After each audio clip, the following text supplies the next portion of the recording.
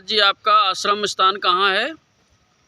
मैं योगाचार्य स्वामी श्यामदेव, वैसे तो शिवपुरी मध्य प्रदेश से हूँ, लेकिन जो मेरा वर्तमान स्थान है वो उत्तराखंड में अल्मोड़ा जिले में आता है।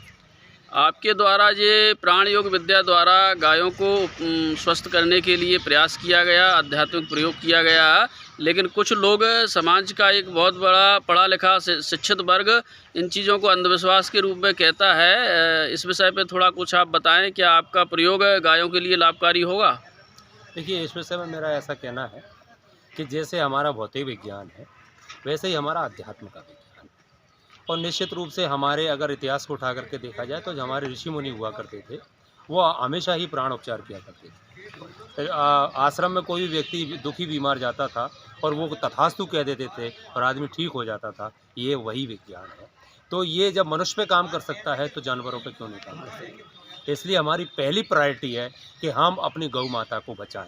इसलिए आज मेरी तकलीफ़ थी कि मैं गौ माता का इलाज करूं, इसलिए मैंने ये किया। बाकी लोग, जनता तो साहब राजा राम की नहीं हुई तो मेरी कहाँ से और आपकी कहाँ से हो जाएगी, इसलिए ये कोई विषय नहीं बचता। धन्यवाद।